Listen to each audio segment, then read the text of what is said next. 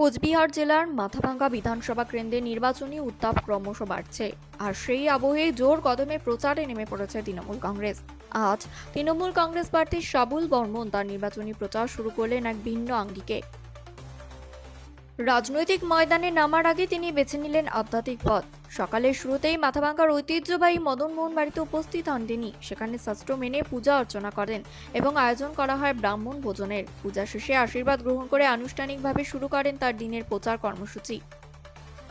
এরপর প্রার্থী সাবুল বর্মনকে দেখা যায় কর্মী সমর্থকদের সঙ্গে নিয়ে বিভিন্ন এলাকায় ঘুরে মানুষের সঙ্গে সরাসরি যোগাযোগ স্থাপন করতে। সাধারণ মানুষের সঙ্গে কথা বলে তাদের সমস্যা, দাবি ও প্রত্যাশার কথা শোনেন তিনি। এদিন তার সঙ্গে উপস্থিত ছিলেন কোচবিহার জেলা তৃণমূল কংগ্রেসের চেয়ারম্যান গিরীন্দ্রনাথ বর্মন সহ দলের অন্যান্য নেতৃবৃন্দ। কর্মীদের উচ্ছ্বাস, স্লোগান এবং জয়ধ্বনিতে মুখর হয়ে ওঠে গোটা এলাকা।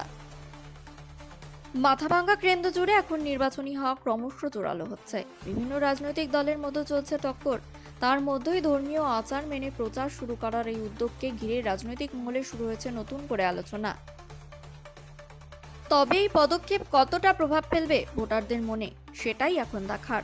নির্বাচনের দিন যত এগিয়ে আসছে ততই জমে উঠছে মাথাভাঙ্গার রাজনৈতিক লড়াই। কি কি প্রোগ্রাম রয়েছে, কি করছেন? দেখতে পাচ্ছেন আমরা এখানে মদনমোহন মন্দিরে পুজো দিলাম। আমাদের কুলদেবতা আমাদের রয়েছেন এবং আমাদের চেয়ারম্যান বর্মন রয়েছেন, ব্লকের সভাপতি রয়েছেন, জেলা পরিষদ কর্মকর্তা থেকে শুরু করে সকলেই রয়েছে।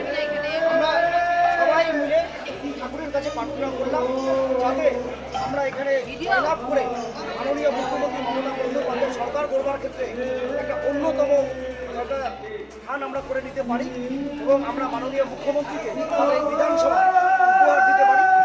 আমরা তৃণমূলের বর্জন, বিরোধীদের বিসর্জন, তৃণমূলের বর্জন, বহিরাগতের বিসর্জন যাতে আমরা করতে পারি, তাই আজকে এখানে সবাই মিলে সংকল্প গ্রহণ করলাম।